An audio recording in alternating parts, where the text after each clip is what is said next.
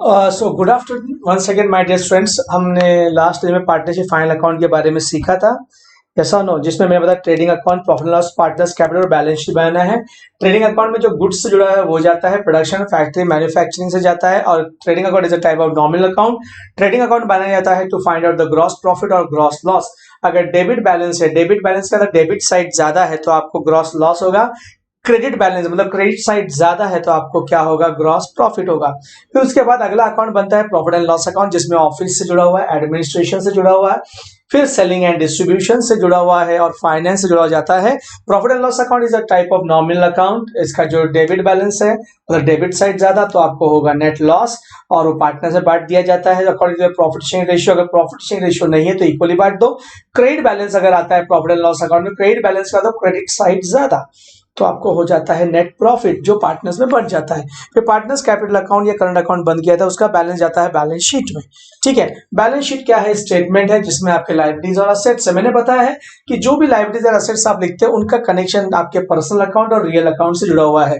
Understood everyone? Okay, तो balance sheet last में tally हो जाती है। तो आज हम जो सीखने वाले हैं दोस्तों, ये तो हो गया पार्टनरशिप फाइनल अकाउंट का जो पोस्टिंग है। अब हम जो सीखने वाले हैं वो है एडजस्टमेंट्स दोस्तों। तो आज हमारे जो इंपॉर्टेंट एडजस्टमेंट्स हैं, ठीक है, एडजस्टमेंट्स है, आपको एग्जाम में 5 से 7 एडजस्टमेंट पूछेंगे। ओके, तो सबसे पहले कॉमन एडजस्टमेंट जो रहेगा ही रहेगा, गारंटीड रहेगा, वो है दोस्तों closing stock of goods. Closing stock of goods. Sir closing stock का मतलब होता है stock at the end of the year. Opening stock होता है stock in the beginning of the year, stock at the end of the. देखो, हम जब माल खरीदते हैं, बेचते हैं, तो सारा माल नहीं बिकता, कुछ माल बच ही जाता होगा।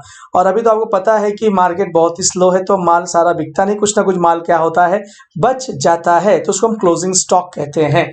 तो क्लोजिंग स्टॉक क्या होता है? क्लोजिंग स्टॉक आप पहले सर ये एडजस्टमेंट क्या होता है? सो जैसे हम सारे ट्रांजेक्शन लिखते हैं, बुक्स ऑफ अकाउंट्स में रिकॉर्ड करते हैं, पर कभी कभी क्या होता है दोस्तों, कुछ ट्रांजेक्शन हम रिकॉर्ड करना भूल जाते हैं। It is a human error.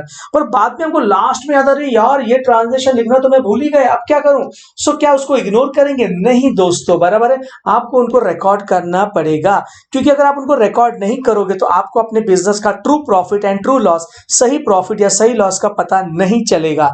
इसलिए अगर आपको लास्ट में भी याद आता है, देर आए दुरुस्त है दोस्तों, तो भी आप उन एडजस्टमेंट्स को क्या कर सकते हो, रिकॉर्ड कर सकते हो बाय गिविंग 2 इफेक्ट्स। आप बोले सर 2 इफेक्ट से क्यों होता है, सर 2 ही इफेक्ट क्यों होता है? मेरे दोस्तों, आप double entry book keeping system follow करते हो, जिसमें एक डेबिट इफेक्ट होता है और एक क्रेडिट इफेक्ट होता है, इसलिए कंपलसरी आपको उसका 2 इफेक्ट देना ही है। तो उसमें सबसे पहला आता है closing stock. Closing stock means stock at the end of the year, या हम उसको अनसोल्ड स्टॉक भी कह सकते हैं, at the end of the year. अब क्लोजिंग स्टॉक स्टॉक है, तो इस चीज का संबंध किससे है? वेरी गुड, गुड्स से है। अगर ये स्टॉक है तो इसका संबंध किससे है? गुड्स से। तो गुड्स से जुड़ा हुआ अकाउंट कौन सा अकाउंट है दोस्तों? Trading account. तो गुड्स से जुड़ा हुआ अकाउंट आपका ट्रेडिंग अकाउंट है, तो ऑब्वियसली एक ट्रेडिंग अकाउंट में जाना ही जाना है, यस और नो। तो इसका एक ही इफेक्ट आपका ट्रेडिंग अकाउंट में होगा। अब बचा हुआ माल है, आप इसको फेंक तो नहीं दोगे, यस और नो? क्योंकि अगर आपके पास गुड्स बच जाते, जैसे एक भाजी वाला है, सवेरे या टमाटर वाला है, या कांदे वाला है, बटाटे वाला है, वो दिन भर कांदा टमाटर बेचता है, बटाटे बेचता है, बच जाता है, तो क्या कचरे कुंडी में थोड़ी फेंक देता है, कचरे के डब्बे में थोड़ी बेचता है। फिर से दूसरे दिन अगले सुबह वापस उसको बाजार में बेचने के लिए निकल जाता है, क्योंकि वो उसका क्या है? वेरी गुड, वो उसका असेट है। तो इसका सेकंड इफेक्ट कहां आएगा दोस्तों? बैलेंस शीट के कहां आएगा? असेट साइड में आएगा। कहां आएगा? Asset side. आप ऐसे ट्रेडिंग अकाउंट में कौन सी साइड में आएगा? ओपनिंग स्टॉक जो होता है, यस और नो, ओपनिंग स्टॉक जो स्टॉक गुड्स है, गुड्स रियल अकाउंट है, तो डेबिट बैलेंस है। तो हमेशा याद रखना, असेट का ओपनिंग बैलेंस डेबिट होता है। तो अगर ओपनिंग डेबिट है तो क्लोजिंग कहां रहेगा? क्रेडिट। Very good. तो ट्रेडिंग अकाउंट के कहां लिखोगे दोस्तों? क्रेडिट साइड में, बाय क्लोजिंग स्टॉक। क्या लिखोगे? By closing stock. और बैलेंस शीट के एसेट साइड में ना 2 लिखना ना बाय लिखना है, क्योंकि बैलेंस शीट अकाउंट नहीं है, वो स्टेटमेंट है, तो वहां लिख देना क्लोजिंग स्टॉक। एक स्टूडेंट ने पूछा कि सर मैं एक प्रॉब्लम कर रहा था, वहां पे क्लोजिंग स्टॉक का दो अमाउंट दिया था। एक दिया था मार्केट प्राइस और एक दिया था सर कॉस्ट प्राइस। तो सर कौन सा लेने का? सर नाम पे मत जाओ, नाम पे नहीं जाने का, दाम देखो। मार्केट प्राइस है समझो अगर 40,000 और कॉस्ट प्राइस है समझो 35,000, तो आपको इसमें से कौन सा लेना है, विच एवर इज लेस, कि बचे हुए माल का वैल्यू बढ़ता नहीं है, कम होते जाता है। यस और नो, आप सुबह भाजी खरीदते हो महंगा मिलेगा, रात को खरीदोगे सस्ता मिलेगा, बचा हुआ माल है। यस और तो दोनों में से क्या लेना है, विच एवर इज लेस। आप सर मान लो उल्टा होता, अगर मार्केट प्राइस सर 35,000 होता और आपका कॉस्ट प्राइस 40,000 होता तो क्या करते सर, तो विच एवर इज लेस। मैंने पहले भी कहा है, अभी भी कह रहा हूं कि नाम पे मत जाओ, दाम पे जाओ, अपनी अकल लगाओ। तो विच एवर इज लेस, समझ में आई बात सभी लोगों को, अंडरस्टूड और नॉट। तो ये क्लोजिंग स्टॉक के बारे में हो गया। नंबर 2 जो मोस्ट इंपॉर्टेंट एडजस्टमेंट उस पर फोकस कर रहा हूं मैं दोस्तों, डेप्रिसिएशन ऑन फिक्स असेट। सुन कैसा होता है, अगर आपके पास फिक्स असेट है तो उस पर डेप्रिसिएशन लगा है, बराबर है क्या नहीं, यस और नो। भाई सीधी सी बात है, जो पैदा हुआ वो मरने वाला है, बराबर है क्या नहीं, यस और नो।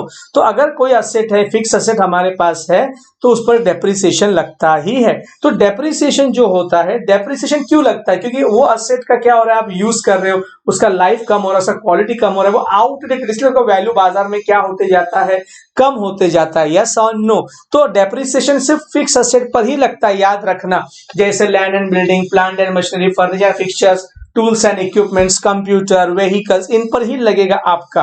क्लियर हो गया सभी लोगों को। सो depreciation on fix asset, depreciation हमारे एसेट का वैल्यू क्या करता है, कम करता है। तो सबसे पहले हम क्या करेंगे, एक मिनट दोस्तों, ठीक है, तो सबसे पहले हम क्या करेंगे, first effect, less from that asset, उस असेट में से आप क्या कर देना, असेट में से क्या कर देना, लेस कर देना।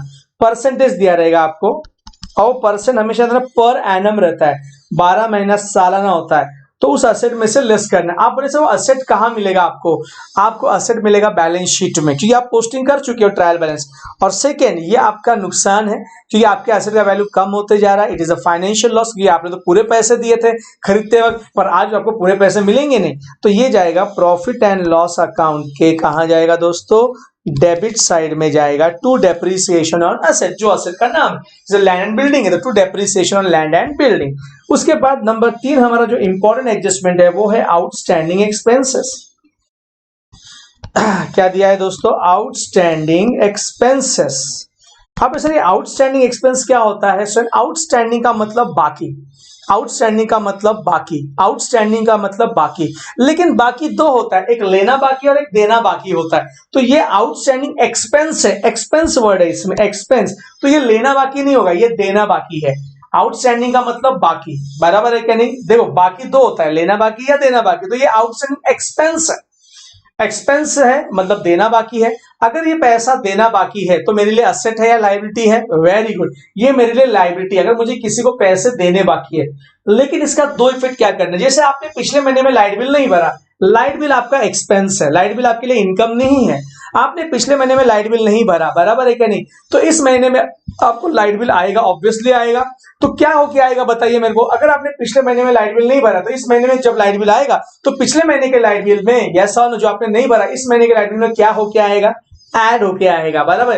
ये पिछले महीने का 500 था, इस महीने का 1000, तो आपको लाइट बिल कितने का आएगा, 1500। आप वैसे 1500 कैसे, 500 जो बाकी था वो और 1000 रुपया चालू महीने का, तो 1500 हो गया। तो इसलिए आउटस्टैंडिंग एक्सपेंस का जो फर्स्ट इफेक्ट है, add in that expenses, add in that particular expense, उस एक्सपेंस में क्या कर दोगे दोस्तों, आप ऐड कर दोगे, यस और नो, ठीक है। और सेकेंड इफेक्ट आएगा इसका बैलेंस शीट के, कहां आएगा दोस्तों, लायबिलिटी साइड में आएगा, यस और नो। आउटस्टैंडिंग एक्सपेंस है, जैसे आउटस्टैंडिंग रेंट है तो रेंट में ऐड करना, आउटस्टैंडिंग वेजेस है तो वेजेस में ऐड करना, आउटस्टैंडिंग सैलरी तो सैलरी में ऐड करना, और सेकेंड इफेक्ट बैलेंस शीट के लायबिलिटी साइड में। उसके बाद आउटस्टैंडिंग एक्सपेंस के बाद नंबर 4 आता है दोस्तों आपका प्रीपेड एक्सपेंसेस। जो इंपॉर्टेंट एडजस्टमेंट है मैं आपको पहले कवर कर देता हूं दोस्तों, प्रीपेड एक्सपेंसेस। आपको ऐसे प्रीपेड का मतलब क्या होता है, सो प्रीपेड का मतलब होता है एडवांस, प्रीपेड का मतलब होता है एडवांस, प्रीपेड का मतलब क्या होता है, एडवांस होता है। आउटस्टैंडिंग मतलब बाकी। देखो कुछ चीजें जो आपको ध्यान देना है, देना बाकी, लेना बाकी, देना बाकी है लायबिलिटी, लेना बाकी है असेट। प्रीपेड का मतलब क्या बोला मैंने दोस्तों, एडवांस। देखो एक तो एडवांस दिया जाता है, एक तो एडवांस लिया जाता है, तो प्रीपेड एक्सपेंस है ये, तो हमने एडवांस लिया नहीं है, हमने एडवांस दिया है। एडवांस देना हमेशा क्या रहता है, असेट, एडवांस देना हमेशा क्या रहता है दोस्तों, असेट, और एडवांस लेना क्या रहता है दोस्तों, लायबिलिटी रहती है। तो अभी आपको प्रीपेड, आपने कई जगह पे एडवांस दिया होगा या लिया होगा, बराबर है क्या नहीं, यस और नो। अगर आप एडवांस देते, जैसे आपने किसी फोटो स्टूडियो में फोटो खिंचवाई जिसका कीमत अमाउंट हो गया 500 रुपए, तो जो फोटो स्टूडियो वाला है वो आपसे एडवांस मांगता है, तो आपने उसको 100 रुपए एडवांस दिए, 500 रुपया हुआ था टोटल अमाउंट, आपने 100 रुपए एडवांस दिए, यस और नो। तो बताओ 500 में 100 रुपया क्या होगा, प्लस होगा या माइनस होगा, यस, वेरी गुड। तो आपका जो प्रीपेड एक्सपेंस का फर्स्ट इफेक्ट क्या होता है दोस्तों, लेस फ्रॉम दैट एक्सपेंसेस, उस एक्सपेंसेस में लेस फ्रॉम दैट एक्सपेंसेस, उस एक्सपेंसेस में से क्या कर दो आप, लेस कर दो। प्रीपेड रेंट है, रेंट में से लेस कर दो। प्रीपेड इंश्योरेंस है, इंश्योरेंस में से लेस कर दो। और सेकेंड इफेक्ट, प्रीपेड एक्सपेंस हमने एडवांस दिया है तो बैलेंस शीट के असेट साइड में लिखोगे आप, बैलेंस शीट के कहां लिखोगे, असेट साइड में लिखोगे प्रीपेड एक्सपेंसेस। सर ये फास्ट ट्रैक रिवीजन है, ये आप ऑलरेडी सीख चुके हैं, आपके रेस्पेक्टिव प्रोफेसर्स ने सिखा दिया है आपको, जो भी कॉलेज में हो, जो भी स्टेट में हो, जो भी क्लास में हो आप लोग, यस और नो, उन्होंने सही सिखा है। सिर्फ एक ब्रशअप है ये हमारा, बराबर है क्या नहीं, अंडरस्टूड एवरीवन, ओके। उसके बाद नंबर 5 आता है दोस्तों, income due but not received, income due but not received, मतलब आप इसको कह सकते हो आउटस्टैंडिंग इनकम।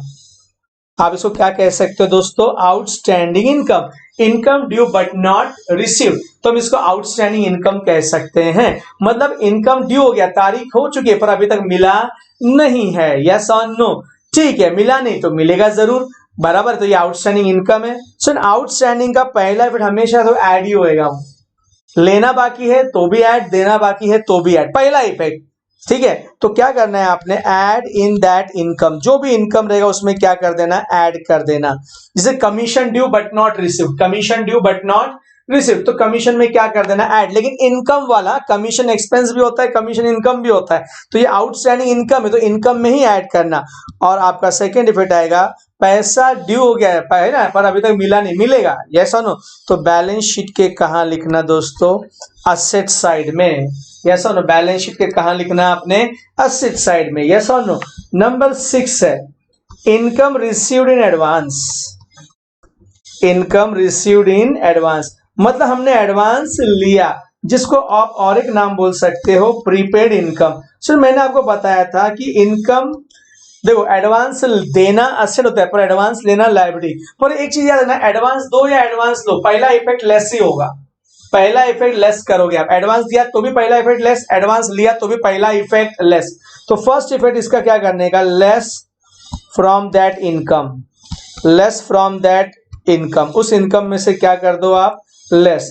और एडवांस लिया है ना, जैसे आप इधर जॉब करते हो अपने बॉस से एडवांस लिया तो आपको बाद में देना पड़ेगा, तो बैलेंस शीट के लायबिलिटी साइड में, बैलेंस शीट के लायबिलिटी साइड में आएगा, यस और no, that is income received in advance. तो ये हमारे एडजस्टमेंट है, पहला था क्लोजिंग स्टॉक, क्लोजिंग स्टॉक का फर्स्ट इफेक्ट ट्रेडिंग अकाउंट के क्रेडिट साइड में, बैलेंस शीट के एसेट साइड में। Second is depreciation on fix asset, first उस असेट में से लेस करो, और second profit and loss account के डेबिट साइड में।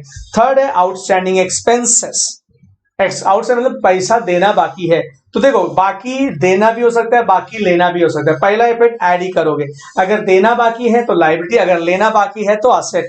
प्रीपेड एक्सपेंसेस, प्रीपेड का मतलब होता है एडवांस, एडवांस दो या एडवांस लो, पहला इफेक्ट लेस ही करना, उस पर्टिकुलर में से लेस करना, लेकिन सेकंड इफेक्ट याद रखना, अगर देना बाकी है तो असेट, अगर लेना बाकी है, अगर एडवांस दिया है तो असेट और एडवांस लिया है तो लायबिलिटी। तो इसी के साथ आज की हमारी 6 इंपॉर्टेंट एडजस्टमेंट हम खत्म करते हैं, बाकी के एडजस्टमेंट हम लोग क्या करेंगे दोस्तों नेक्स्ट लेक्चर में देख लेंगे, understood everyone, okay. So thank you, bye dear my dear friends.